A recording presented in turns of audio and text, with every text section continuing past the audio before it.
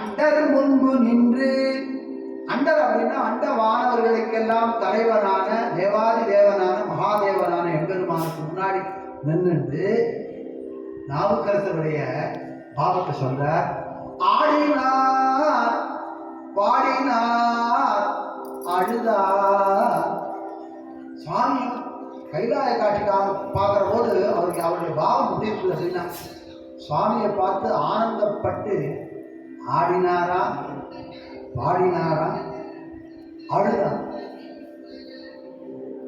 ஆடினார் பாடினார் அழுதார். அவருடைய பாவத்தை என்னால் விளக்க முடியல அப்படிங்கிறார் சேர்க்கிறார். தொண்டனாருக்கு அங்கு நிகழ்ந்தன யார் சொல்ல வந்தார். யாருக்குமே கிடைக்காத ஒரு பேர் இன்பம் ஒருத்தருக்கு கிடைச்சதுன்னா அவன் வாக்காளரை சொல்ல மாட்டான். அவன் கண்ணுலேருந்து அப்படி தாரதாரையா ஆனந்த கண்ணீர் பாஷ்பமாக அப்படி வழியும். அப்படி உடம்பெல்லாம் நடுவும் புல்லரிக்கும். அப்படி ஒரு கோலத்துல அப்பர் பெருமான் இருந்தது சொல்றது போது சேக்கிழார் பெருமான் சொல்றார், அவருடைய நிலைமை எப்படி இருந்ததுங்கிறத எல்லாரும் சொல்றாங்க. எல்லா உலகம் ஆனாகியே எல்லா உலகம் ஆனாகியே ஏகம்பமேவி இருந்தாகியே எல்லா உலகம் ஆனாகியே ஏகம்பமேவி இருந்தாகியே நல்லாரை நன்றி நல்லாரை நன்றி அறிவாளியே ஞானப் பெருங்குழலாய் இருந்தாகியே எல்லா வினைகள் அறுப்பாயியே பொல்லா வினைகள் அறுப்பாயியே சிவசேவகி தன்னில் வந்தாகியே எல்லா வினைகள் அறுப்பாயியே சிவசேவகி தன்னில் வந்தாகியே செல்வாய செல்வம் செல்வாய செல்வம் அருவாயியே செல்வாய செல்வம் அருவாயியே திருவையாரகலாக செல்வோம் சோழியே திருவையாரகலாக செல்வோம் சோழியே திருவையாரகலாக செல்வோம் சோழியே.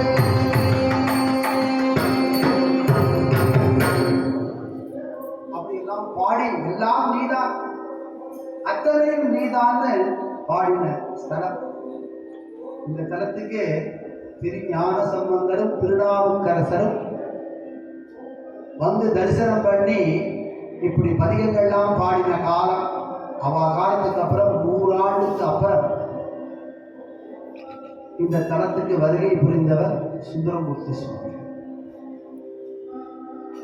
இந்த தலத்துக்கு வர்றபோது அவர் எப்படி வர்றார் அப்படின்னா, சேரமான் பெருமாள் அப்படின்னு சொல்லப்படுற சேர மன்னனோட அவருக்கு ஒரு தோழமை ஏற்பட்டது.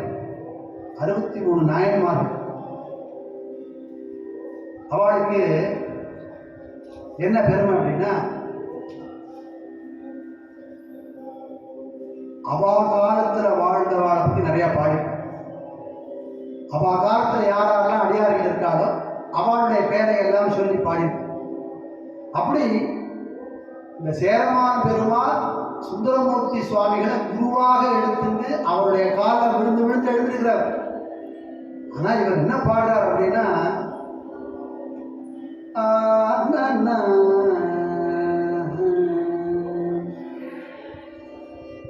பார்கொண்டவன முலையாள் உமை வங்கன் கடலே பார்கொண்டவன முலையாள் உமை வங்கன் கடலே பரவாது கல்லெறிந்த சாத்திய குமரி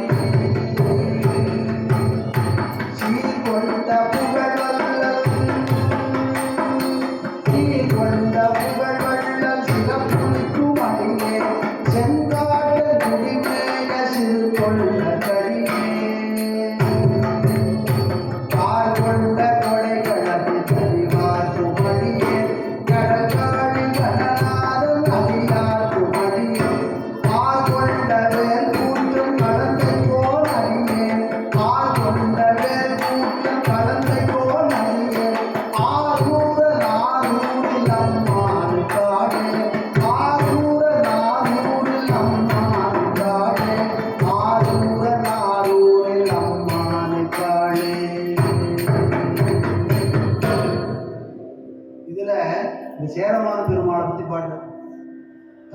ஸ்தானத்தில் இருக்கிறவர், தனக்கு சிஷ்யனாக இருக்கிறவர், தன் மேல பக்தி கொண்டவரை பத்தி பாடுறார்.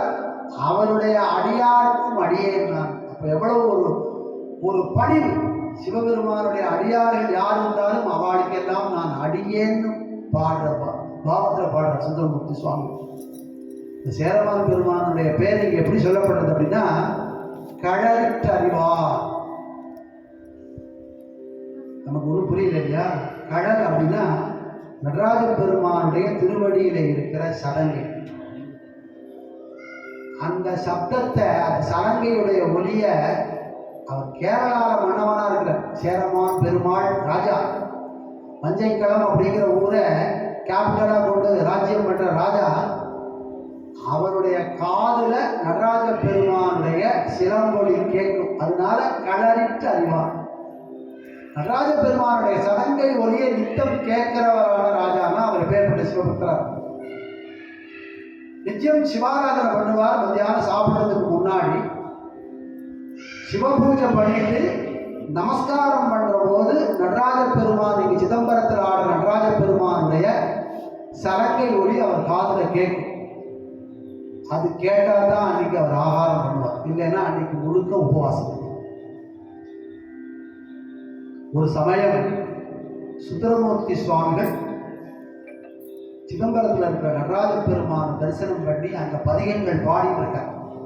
மத்தியான வேளை உச்சிகாலம். அதே நேரம் சேரமான் பெருமான் அவருடைய அரண்மனையில சிவபூஜை பண்ண.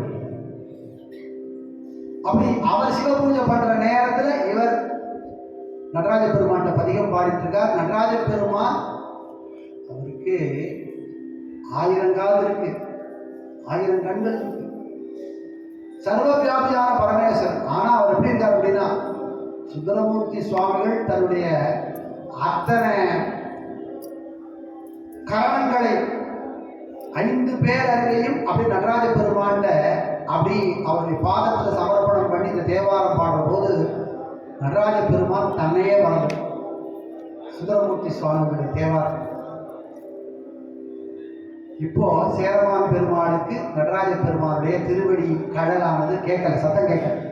அவர் என்ன பண்ணார் அப்படின்னா, இன்னைக்கு சுவாமிக்கு என்ன வேலையோ அவர் 1000 வேலை இருக்கும், இன்னைக்கு நமக்கு அந்த கடவுடைய சத்தத்தை கொடுக்கல, அதனால இன்னைக்கு மத்தியானம் நம்ம சாப்பிடக்கூடாது. அது ஒரு விரதமானது. நாளைக்கு பூஜை பண்ணிட்டு தான் சாப்பாடு, ஒரு வேளை தான் ஆகாரம் எடுத்துப்பார். அப்பேற்பட்ட ராஜா, அப்பேற்பட்ட நிஷ்டையோட இருக்கிற ஆச்சாரத்தோட இருக்கிறவர். அவர் என்ன பண்ணார், நேரம் சாப்பிடாமையே போய் ஓய்வு எடுக்க போயிட்டார். சுந்தர தேவாரம் பாடி முடிச்ச உடனே நடராஜ பெருமானுக்கு தோணித்தான், ஆஹா இன்னைக்கு சேரமான் பெருமாளுக்கு நம்மளுடைய சிலம்பு ஒலியானது அவருக்கு கேட்கலையே, சதங்க ஒலி கேட்கலையே, ஐயோ இது சிவ பக்தனுக்கு நான் பண்ற அபச்சாரம் ஆயிடுதேன்னு பரமேஸ்வரன் நினைச்சான். பக்தன் சிவபெருமானுக்கு தான் அபச்சாரம் பண்ணா சிவ அபச்சாரம், சிவபெருமான் நினைச்சாலும் இது பக்தனுக்கு நான் பண்ற அபச்சாரம்னு சொல்லி அவர் ஓய்வில் இருக்கிற போது அவருடைய காதுல அசரீரியா சொல்றாரா, சேரமான் பெருமாளே இன்னைக்கு உங்களுக்கு அந்த கடலை அசைச்சு சத்தம் கொடுக்கறதுக்கு நான் மறந்து போயிட்டேன். சுந்தரமூர்த்தி சுவாமிகள் வந்து தேவாரம் பாடினதுனால அதுல என்னுடைய மனசு லகிச்சு போச்சு, அதனால என்னுடைய கடலை உங்களுக்கு நான் அசைச்சு சத்தம் கொடுக்கல, நான் இப்பொழுது சத்தம் கொடுக்குறேன் அப்படின்னு சொல்லி சேரமான் பெருமாள் காதுல விழுறது போல சிதம்பரத்தில் இருக்கிற நடராஜ பெருமான் ஒலி எழுப்பினாரா, அதனால அவருக்கு களறிட்டறிவார்கள். அப்படி நடராஜ பெருமானே தன்னை மறந்து ஒரு பதிகத்தை கேட்கிறாருன்னா அவர் எப்பேற்பட்ட பக்தர்னு நினைச்சிட்டு இவரை தேடி திருவாரூருக்கு வந்திருக்காரு. இங்கே சேர நாட்டில் திருவாரூர்ல போய் சுந்தரமூர்த்தி சுவாமிகளை அவரோட சக்கியம் பண்ணிட்டு அவரோட பலகாலம் வாழவிட்டு அப்படியே 2 பேரும் நடந்து காவிரி கரையில் இருக்கிற தலங்களை எல்லாம் தரிசனம் பண்ணணும்னு வர்றபோது திருவையாற்றுக்கு தென்பக்கம் இருக்கிற கண்டியூர்ல இருக்கிற பிரம்ம சிறக்கண்டீஸ்வரர் தரிசனம் பண்ணி அங்க இருக்கிற சுவாமியை தரிசனம் பண்ணிட்டு அந்த பக்கத்துல இருக்கிற எல்லா தலங்களையும் தரிசனம் பண்ணிட்டு இந்த பக்கத்துல இருக்கிற ஐயாரப்பரை தரிசனம் பண்ணணும்னு சொல்லி நேர இந்த பக்கம் வர்ற போது இந்த இடம் எப்படி இருக்குது அப்படிங்கிறத பெரிய புராணத்துல ஜோரா அதிகத்துல பெரிய புராணத்துல பாடல்கள்ல வருது. எப்படி இருக்கான் காவிரி, பொன் பரப்பி மணி வரன்றி புனல் பறக்கும் காவேரி தென்கரை போய் சிவன் மகிழ்ந்த கோயில் அப்படின்னா சிவபெருமான் மகிழ்ந்து உரையும் கோவில். பல சென்று இறைஞ்சி மின் பரப்பும் சடை அண்ணல் விரும்பும் திருக்கண்டியூர் அன்புருக்கும் சிந்தை உடன் பணிந்து புறத்து அடைந்தார்கள். காவிரிக்கரையில் இருக்கிற எல்லா ஸ்தலத்தையும் தரிசனம் பண்ணிட்டு இந்த பக்கம் வாங்கினேன் இல்லையா, வந்து நிற்கிற போது காவிரி எப்படி போறதான், சமுத்திரம் மாதிரி போறது. எதெல்லாம் அடிச்சுட்டு போறதுன்னு சொல்றார். யானையுடைய தண்டம், அகில் மரங்கள், மயிலுடைய பீலிகள், ரொம்ப அரிதான ரத்தினங்கள், மலையிலிருந்து ரத்தினங்கள்லாம் வருது. அப்படி கிடைக்கிறதுக்கு அரிதான இருக்கிற சந்தன மரங்களை எல்லாம் இழுத்துட்டு வருதான் காவிரி. அப்படிதான் ஜீவ நதியாக ஒரு காலத்துல காவிரி இருந்து. அவர் அந்த பக்கம் இருக்கிறார். அந்த பக்கம் என்ன அவருக்கு தெரியுது அப்படின்னா, காவிரிக்கு அக்கறையில இந்த கைலாச சிகரம் போல இந்த திருவையாற்றுடைய கோபுரங்கள் தெரியும். திருவையாருக்கு என்ன பெருமை அப்படின்னா 5 பிராகாரம், பஞ்ச பிராகாரம் இருக்கிற அற்புதமான கோவில். இந்த கோவிலுக்கும் 5 பிராகாரம் உண்டு. திருமுதுகுன்றம் அப்படின்னு சொல்லப்படுற விருத்தாச்சலம், அந்த விருத்தாச்சலத்துக்கும் 5 பிராகாரம், 5 கோபுரங்கள், 5 ராஜகோபுரம் இருக்காங்க. அதுபோல 5 பிராகாரம் இருக்கிற கோவில், அதனுடைய சிகரமானது அவருக்கு தெரியும்.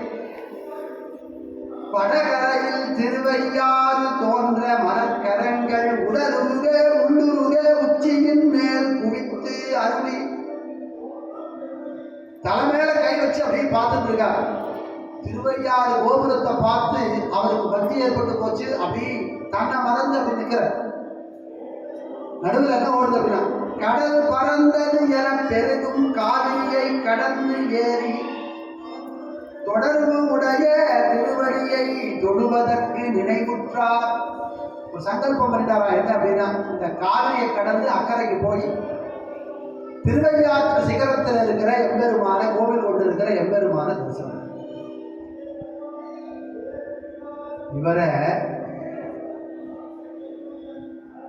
காசின்னு சொன்னாலே புண்ணியம். ஒரு 16 க்ஷேத்திரம் சொல்றா, அது பேரை சொன்னாலே புண்ணியம். அது என்னென்ன க்ஷேத்திரம்ங்கிறத சொல்றேன்.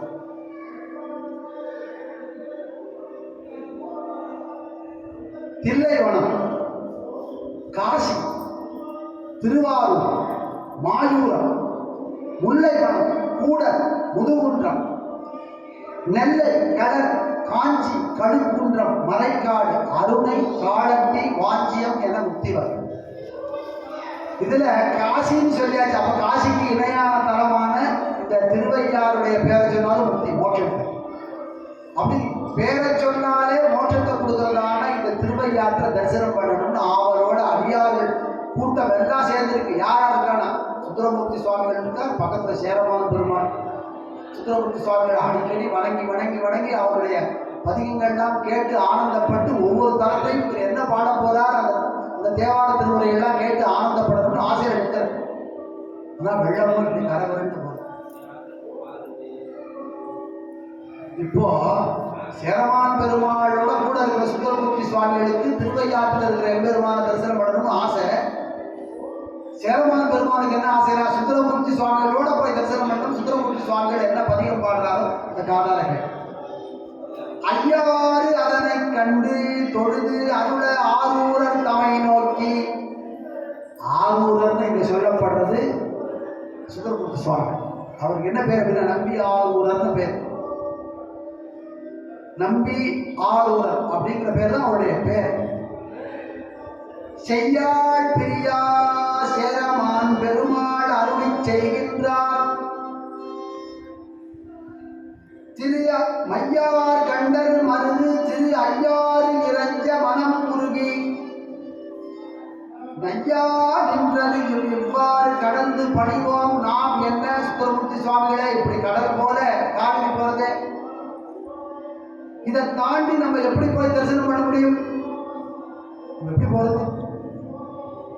அவர் சொல்ற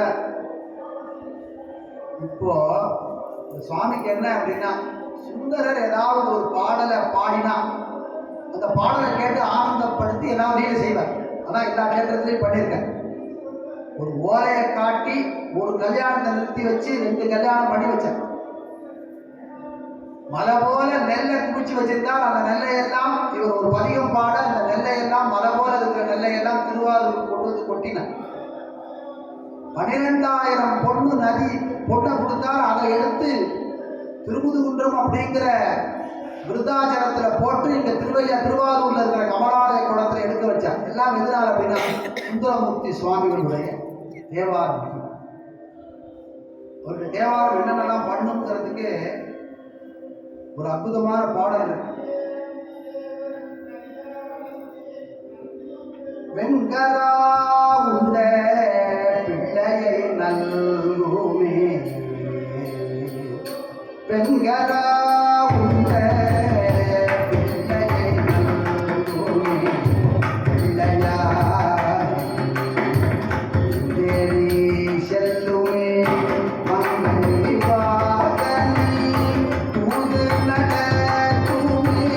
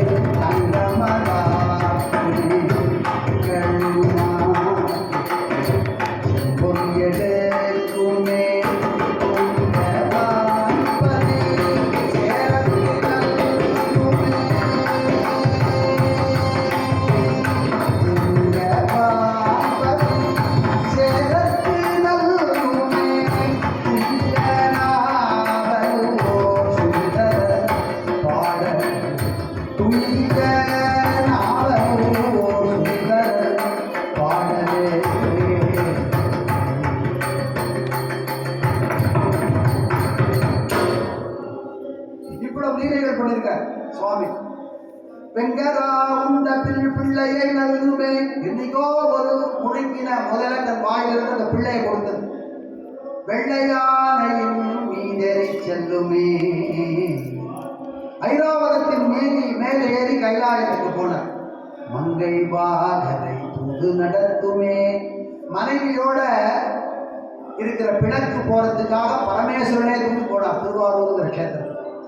மருவியாறு வழிபட நிற்குமே, செங்கல்லானது தங்கமதாகுமே, தலைக்கு வச்சு படுத்திருந்த தலைக்கு ஒசரமாக வச்சிருந்த செங்கலானத தங்கமாக்கி கொடுத்தார் பரமேஸ்வரன். திகழும் ஆற்றிட்டு செம்பம் எடுக்குமே, ஆற்றுல போட்ட தங்கத்தை குளத்துல எடுத்தார். பெரிய லீலை. அதெல்லாம் எதனால பண்ணார் அப்படின்னா சுந்தரரோட தேவார பாடலே சுவாமி இருக்கா, நமக்கு என்ன கவலை, சுவாமியை பத்தி பாடினா நமக்கு அனுகிரகம் பண்ணுவார்ங்கிற ஒரு பெரிய நம்பிக்கை சுந்தரர். எப்படி கடந்து அங்கு போய திருவையாறுல இருக்கிற பஞ்சநதீஸ்வரரை தரிசனம் பண்ணப்போம். இவருடைய 3 பெயரை 3 தடவை திருப்பி சொல்ல மறுபிறவியே இல்லையா. பஞ்சாபகேச ஜப்பேசா பிரணதாத்தி ஹரே திஷா ஜபேன் நாமே திரையே நித்தியம் புனர்ஜென்ம நவித்யதே. மறுபடியும் பிறக்க மாட்டோமா. எதனால அப்படின்னா அவருடைய பேரை 3 பேரை 3 தடவை சொல்லணும். பஞ்சாபகேச ஜப்பேசா பிரணதாத்தி ஹரே திஷா. பஞ்சாபகேசங்கிற பேரு சுவாமிக்கு, ஜப்பேசங்கிற பேர். பஞ்சாபகேச ஜப்பேசா பிரணதாத்தி ஹரே திஷா. ஆர்த்தி அப்படிங்கிறது துயரம், பிராணனுக்கு இருக்கிற ஆர்த்தியை போக்குறவர். அதனால பிரணதார்த்தி ஹரன்னா போக்குறவர், அழிக்கிறவர். எதை அப்படின்னா துக்கத்தை அழிக்கிறவர், பாவத்தை அழிக்கிறவர். பஞ்சாபகேச ஜப்பேசா பிரணதார்த்தி ஹரே திஷா ஜபே நாமே திரயே நித்யம் புனர்ஜன்மன வித்யதே புனர்ஜன்மன வித்யதே. மறுபடியும் சுவாமியை தரிசனம் பண்ணணும். இப்போ என்ன சுவாமிய படித்து இவர் பதிகம் பாடணும். ஆறு பெருகி இருகரையும் பொருது விசும்பில் எழுவது போல வேறு நாவாய் ஓடங்கள் மீது செல்லா வகை மிகைப்ப. வெள்ளம் மாதிரி போகுது, கடல் போல இருக்கு ஆறு. இக்கரையிலேருந்து அக்கறைக்கு போறதுக்கு படகு யாரும் ஓட்டி வர மாட்டேங்கிறான். ஏன்னா வெள்ளம் அப்படி அடிச்சுட்டு போகுது. அந்த காலத்துல எப்படி வருவா அப்படின்னா, ஒரு ஓடம் படகுல ஏறி இக்கரையிலேருந்து அக்கறைக்கு வருவா. அது போல கூட வர முடியாது. அவ்வளவு ஓடக்காரர்களும் பயந்து போயிருக்கிறான். அப்படி வெள்ளம் போறது. நீர் விளங்கும் திருமேனி நிறுத்தர் பாதம். உடம்பு முழுக்க பஸ்மத்தை பூசியிருக்கிற, விபூதி பூசியிருக்கிற நிறுத்தரான நடராஜ பெருமானுடைய பாதத்தை மனசுல நினைச்சு ஆறு நெறியா செல முடியார் சரியாது அழைத்து பாடுவார். அப்படியாப்பட்ட பரமேஸ்வரனை பஞ்சாபகேச ஜப்யேசா பிரதாந்தி ஹரேதிசா அப்படின்னு சொல்ல எம்பெருமானுடைய பெயரை சொல்லி பாடினார். என்ன பாடினார் அப்படிங்கிறத பதிகத்தில் பரவோ பரி சொன்று அதியே நான் பண்டே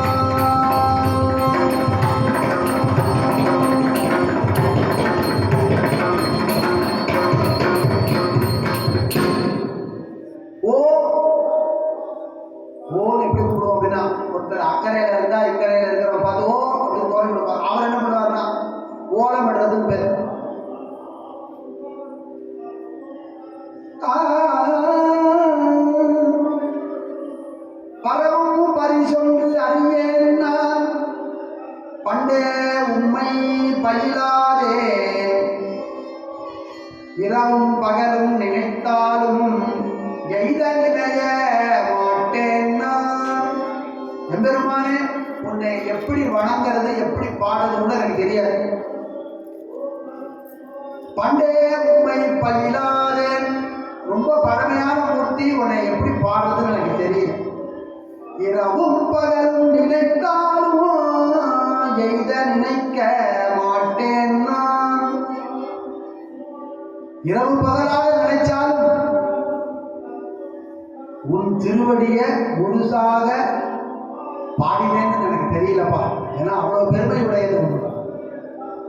கடவில் அருகு கமுது உண்ண திங்கன் குலைக்கு கரும்பாலை அறவல் திரை காவிரி கோட்டத்து ஐயாருடைய அடிகளோ. காவிரி கோட்டத்தில் இருக்கிற திருவையாறுல இருக்கிற எம்பெருமானே, அக்கறையில் இருக்கிறவரே ஓலம் விடுறேன்னா சுவாமி என்ன பண்ணாரா, தன்னுடைய பக்தன் இந்த காவிரி கரைக்கு தென்கரையில இருந்து ஓலறான் அப்படின்ன உடனே தன்னுடைய குழந்தையான பிள்ளையாருக்கு சொன்னாரா, என்னுடைய பக்தன் சுந்தரர் அங்கிருந்து ஓலம் பண்றாரு, நீ போய் ஓலம் பதில் ஓலம் கொடுக்கணும். ஒருத்தர் ஓலம் விட்டு அடுத்தவர் அங்கிருந்து ஓலம் பதில் ஓலம் கொடுக்கணும். அப்போ அந்த காலத்துல எப்படி இருந்தது அப்படின்னா, இப்போ ஆட்கொண்டார் சன்னதி இருக்கு இல்லையா, அது பக்கம் வரைக்கும் அந்த ஆறு கடல் போல இருந்தது. அப்போ அந்த பிள்ளையார் என்ன பண்ணார் அப்படின்னா, ஆட்கொண்டார் சன்னதிக்கு பக்கத்துல இருக்கிற இடத்துல உட்கார்ந்துட்டு ஓலமிட்ட விநாயகர், அவர் தான் அங்க இருக்காரு. சுந்தரமூர்த்தி சுவாமிகளுக்கு பதில் குரல் கொடுத்த ஓலமிட்ட விநாயகர் தான் அங்க இருக்கார். அவர் சுந்தரருக்கு ஓ அப்படின்னு ஓலம் கொடுத்தார். இங்க ஒரு ஆள் இருக்கு, நாங்க இருக்கோம் அந்த பக்கம் அப்படின்னா சுவாமி ஓலமிட வச்சிருக்காரு. முழுசா வந்து பாட்டு முடியலையே, 10 பதிகம் பாடினா தான் லீலை நடக்கும்.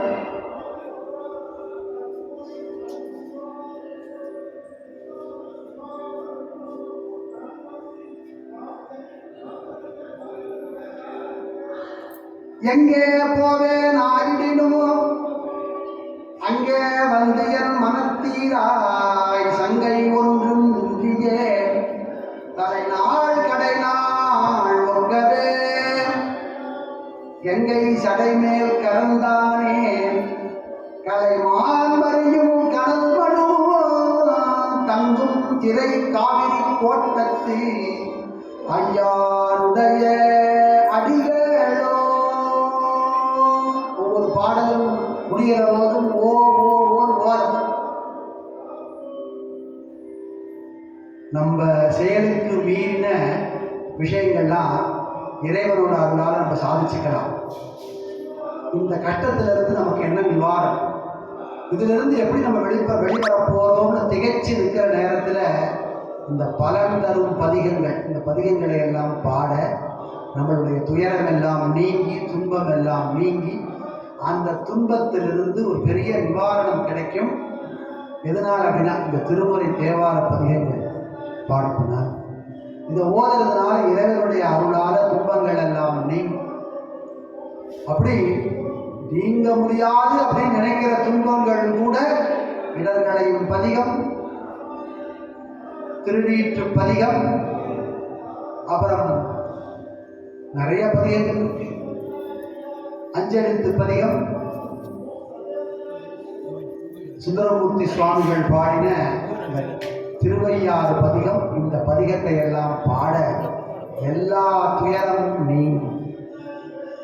எங்கே போவேனாயிடினும்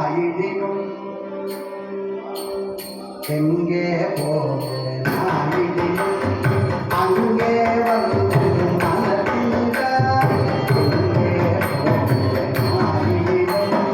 அங்கே வந்து மனத்தில சண்டை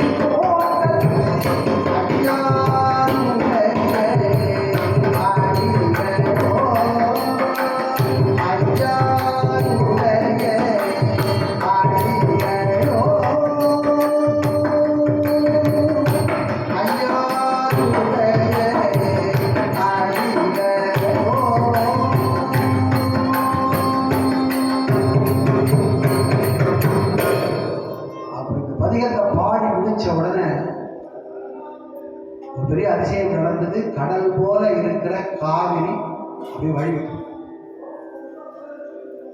சுவாமியுடைய அனுகிரகத்தினால காவிரி வழிவிட்டு கரையில இருக்கிற மணல் தெரிஞ்சுதான்.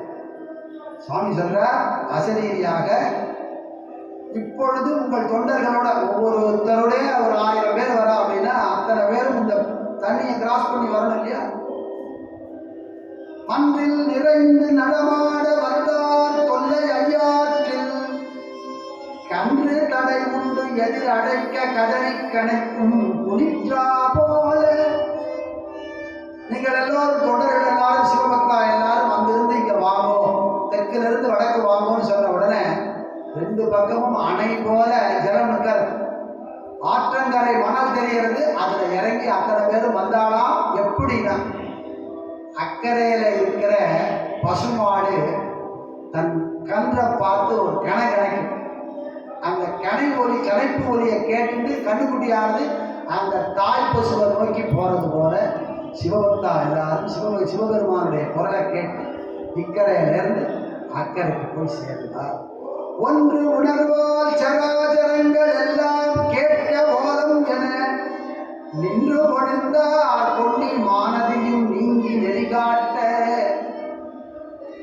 சுவாமி இப்படி அனுகிரகம் பண்ணாங்க. அவருக்கு உலகாகித வந்து பெண்ணின் முட்டும் பெருக்காறு மேல்பால் படிக்கு வெப்பு என்ன நன்னி நிற்க கீழ்ப்பால் நீர் வடிந்த நடுவு நல்ல வழி பண்ணி குளிர்ந்த மணல் பரப்ப. குளிர்ந்த மணல்ல எல்லாரும் நடந்து அக்கறைக்கு போனார்.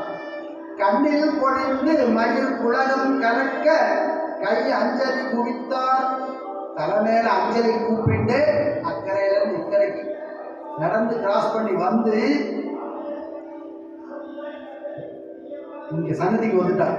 அங்கிருந்து கிராஸ் பண்ணி எல்லாரும் அடியார்கள் எல்லாம் வந்ததுக்கு அப்புறம் என்னாச்சு அப்படின்னா அந்த ஜலம் அப்படியே ஒன்னா சேர்ந்து அணை போல இருந்த ஜலமானது அப்படியே காவிரி ஜலம் ஒன்னா சேர்ந்து முன்னாடி எப்படி வெள்ளம் போச்சோ அது போல போக ஆரம்பிச்சு.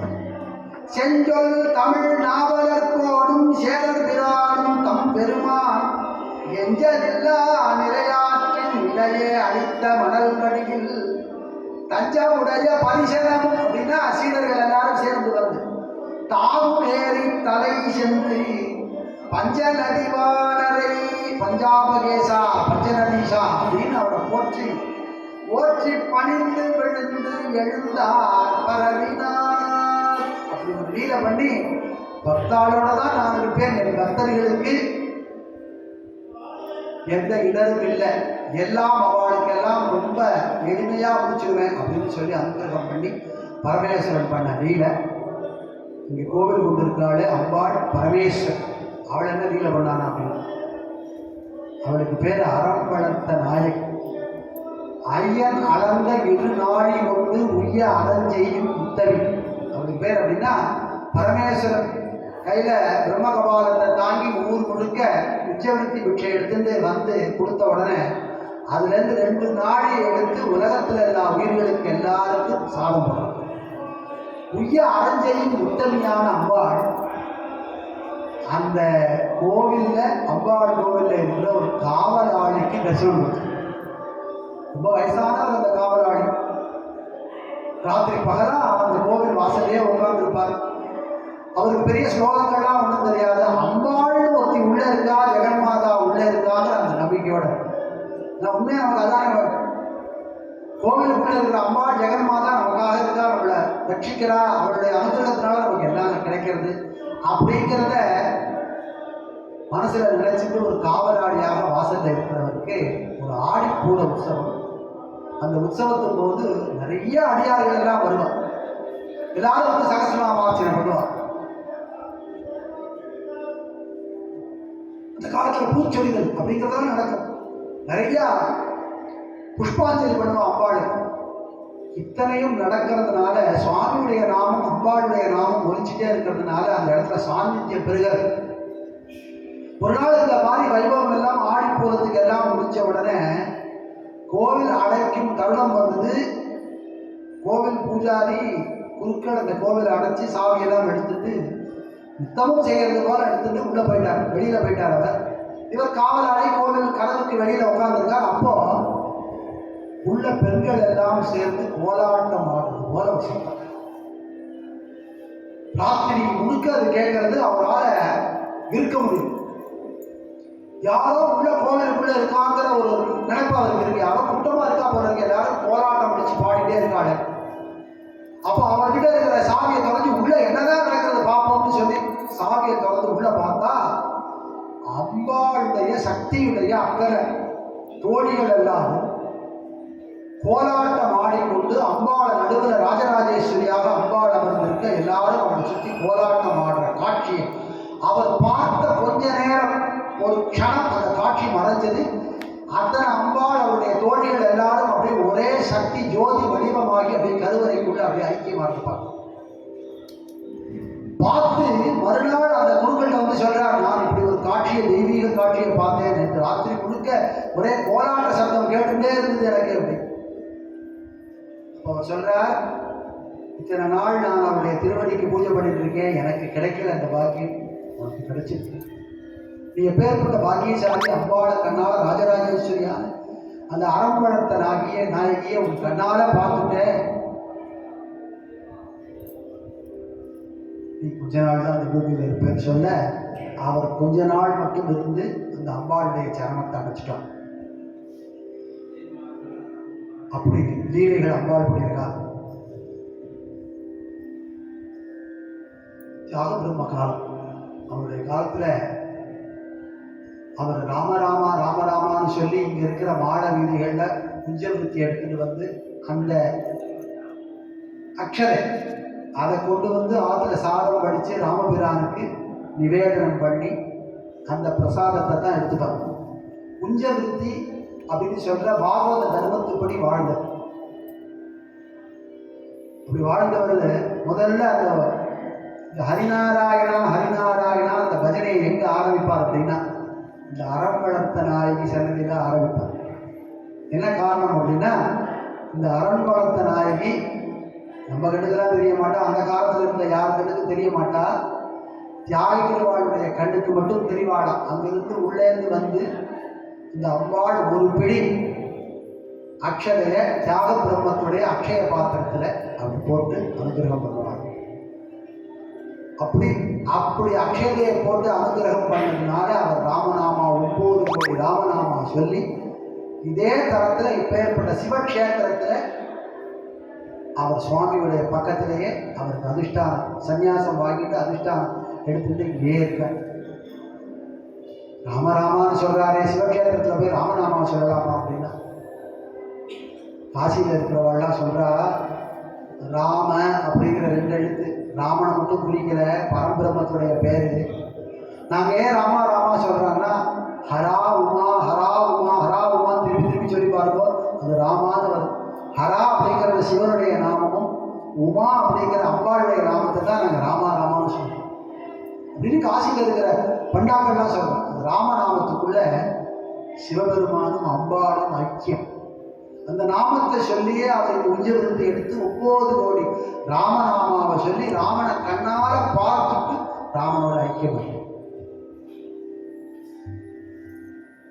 இன்னைக்கும் இந்த ராமநாமாவை சொல்லி தான் பஜனையை இங்கே அவருடைய ஆராதனையின் போது இங்கே ஸ்டார்ட் பண்ணுறான். இந்த உஞ்சவிருத்தியை இங்கே தான் ஸ்டார்ட் பண்ணுவார். அம்பாள் சன்னதியில் இருக்கிற குருக்கள் தான் ஒரு பிடி அக்ஷதையை போட்டு அந்த அக்ஷய பாத்திரத்தில் போட்டு அதை ஆரம்பிச்சிருந்தார். அப்படி இன்னைக்கும் அது தொடர்ந்து நடந்து வருது. ஒரு சந்தர்ப்பம், ஒரு நாள் ஒரு மத்தியான வேளையில அவருக்கு எங்கேயுமே அக்ஷதை கிடைக்கல. அப்படின்னா அக்ஷதைனா நெல் அரிசியா போடுவோம், சில பேர் நெல்லா போடுவோம். அதை எடுத்து வீட்டில் சாதமாக்கி ராமனுக்கு நிவேதனம் பண்ணி சாப்பிடுவார். அப்படி இருக்கிற நேரத்தில் எங்கேயுமே அவருக்கு கிடைக்கல. அன்னைக்கு ஏதோ மழை காலம், எதுவுமே கிடைக்கல. அவர் என்ன பண்ணாருன்னா ஆற்றுக்கு வந்துட்டு தீர்த்த பாத்திரத்தில் இருக்கிற அந்த ஜலத்தையே ராமனுக்கு நிவேதனம் பண்ணிட்டு அதையே குடிச்சுட்டு படுத்துட்டார். படுத்து தூங்கிட்டார். அப்போ திடீர்னு வாசல்ல ஒரு வண்டி வந்து இருக்கிறது. அந்த வண்டியிலிருந்து நெல் அரிசி பருப்பு எண்ணெய் எல்லாம் ஒரு மாசத்துக்கு என்ன வேணுமோ அத்தனையும் ஒருத்தர் இறக்கி வைக்கிறார் அவர் வீட்டுக்குள்ள. அந்த அம்மா கேட்குறா, நீங்க எல்லாம் யாரு அப்படின்னு கேட்குறா. அவர் சொல்றாரு, என் பேர் ஜப்பேஷ், எங்க வீட்டுக்காரர் இந்த வண்டியில உட்காந்துருக்காளே அவ பேரு தர்ம சம்பத்து, எங்க பேரு சொல்லுதோ அவருக்கு தெரியும் அப்படின்னு சொல்லி இறக்கி வச்சுட்டு கொஞ்ச நேரத்தில் அந்த வண்டி அவளை காணாமல் போயிட்டான். தியாகியவாள் எழுந்து பார்க்குறார். அவர் வீட்டுக்கு முன்னாடி ரேடியில அரிசி மூட்டை பருப்பு எண்ணெய் எல்லா சாமான்கள்லாம் இருக்கு. இது யாருக்கு கொடுக்குதா அப்படின்னா, உங்களுக்கு தெரியுமாவே ஒருத்தர் ஜப்பேசரா தர்ம சம்பர்த்தினியா. அது யாரு? அந்த ஜப்பேசரும் தர்ம சம்பர்த்தினியும் சாட்சா இந்த பஞ்சநதீஸ்வரரும் அரம்பழத்து நாயும் தான் வந்து எனக்கு கொடுத்துருக்கா அப்படிங்கிற பாவத்தில் பஞ்சநதீஸ்வரர் பேர்ல கீர்த்தனைகள்லாம் பாடியிருக்காங்க. அப்படி ராம பக்தர் சிவப்பிரிய அவர் வயிறு வாடாமல் இருக்கிறதுக்கு சுவாமியே நேர அவர் வீட்டில் போய் அத்தனையும் அக்ஷதை முதற்கொண்டு அத்தனையும் இறக்கி வச்சிருக்கார் அப்படிங்கிறது தியாகேர்வாள் சரித்திரத்தில் இருக்கிற உண்மை. அப்படி இந்த சுவாமி பாடுவார், பசி தீர்ப்பார், பரவுவார், பிடி களைவார். யார் இவரை பற்றி பாடுறாளோ அவளுக்கு பஞ்சமே இருக்காது. அவளுடைய நோயெல்லாம் தீரும். இந்த அம்பாளும் சுவாமியும் அவ்வளோ அனுகிரகம் பண்ணியிருக்கா. இந்த அம்பாளுடைய ஆலயத்துக்கு நிறைய தேவகோட்டை நகரத்தார்கள் எல்லாம் நிறைய திருப்பணிகள்லாம் நிறைய பண்ணியிருக்கு அந்த காலத்தில். எல்லாம் சொல்றது ஒரு 200 வருடத்துக்கு முன்னாடி. அப்படி அந்த சமயத்தில் திருப்பணி பண்ண ஒரு செட்டியார் தம்பதிகள் அவள் எப்படி திருப்பணி பண்ணுவான்னா, அவன் நிறைய தனத்தை கையில் பணத்தை எடுத்துகிட்டு வந்து இந்த ஊரில் ஒரு இடத்துல ஒரு வீடை கட்டிட்டு அங்கிருந்து இந்த திருப்பணியெல்லாம் நேரடி நேர்பார்வையில் பண்ணுவான். மேற்பார்வையில் அப்படி லட்சக்கணக்கான ரூபாய் செலவழித்து அந்த அம்பாளுக்காக திருப்பணி பண்ணிட்டு இருக்கா.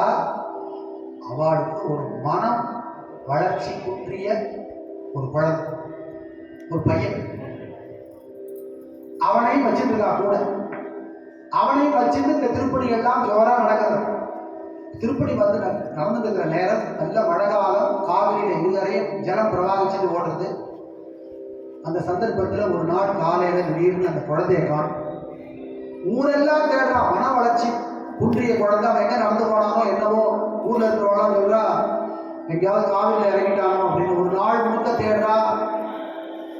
காலையிலிருந்து மத்தியானம் வரைக்கும் தேடுறா, சாயந்தரம் வரைக்கும் தேடுறா. குழந்தைய எங்கேயும் காணும். அவனு அவளுக்கும் இது போல ஒரு விபரீதம் நடந்திருக்க வாய்ப்பு உண்டோ அப்படின்னு அவன் நிலவழிச்சு போயிட்டான்.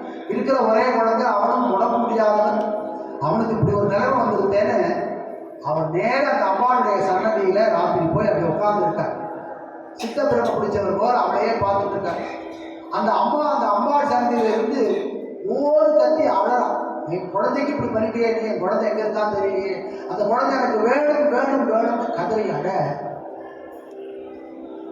கொஞ்ச நேரத்துல எல்லாம் ஒரு 8 வயசு 9 வயசு மாதிரி ஒரு பாவாடை சட்டை தாவணி போட்டுட்ட ஒரு குழந்தை, அவன் கையில இந்த மன வளர்ச்சி குட்டின்னு அந்த பையனை கையில பிடிச்சிட்டு தரன்னு எடுத்துட்டு வந்து அந்த அம்மா கையில ஒப்படைச்சு, அந்த குழந்தை பெண் குழந்தை அழகா இருக்கா பார்க்க, அப்படியே ஓடி போய் நேர கர்ப்பத்தில் போய் உள்ள ஜோதி ரூபமா அப்படின்னு போயிடும். தன்னை அண்டின பக்தர்களுடைய துயரத்தை எல்லாம் எப்படி இந்த பரமேஸ்வரன் தீர்த்து வச்சாலும் அதே போல அந்த அறம் வளர்த்த நாயகியான அம்பாளும் அந்த அடியாருக்கு அந்த தனவந்தனுடைய என்னதான் பணம் இருந்தாலும் செல்வம் இருந்தாலும் இந்த துயரத்தை நீக்கவே சாதாரண மனிதனால முடியாது. ஆனால் தெய்வம் நினைச்சா சுந்தரமூர்த்தி சுவாமிகள் எப்படி முதல வாயிலிருந்து பிள்ளையை கொண்டு வந்தார், அதுபோல எங்கு போனாலும் தெரியல அந்த குழந்தைய அவனை மீட்டு கொண்டு வந்து அவன் கையில ஒப்படைச்சிட்டு ஜோதி ரூபமாக அந்த அம்பாள் சன்னதிக்குள்ள போயிட்டா.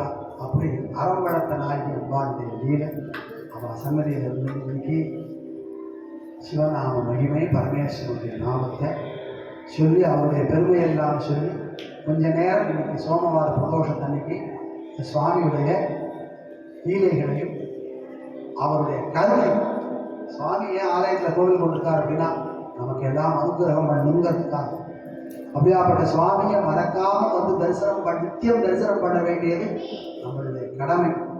அப்படி அந்த கடமையை விடாம சிவபக்தி பண்றவாளுக்கு சிவபெருமான் கூடவே அனுகிரகம் பண்றார். அப்படி அற்புதமான சப்தஸ்தான ஸ்தலத்துக்கு மையமாக இருக்கிற திருவையாறு கஷேத்திரத்தில் ஒரு திருமுறைகள் பாடி அந்த சுவாமிக்கு சமர்ப்பணம் பண்ணணும்னு எனக்கு பெரிய ஆசை ரொம்ப காலமாக இருந்தது. அது இன்னைக்கு இந்த பங்குனி மாச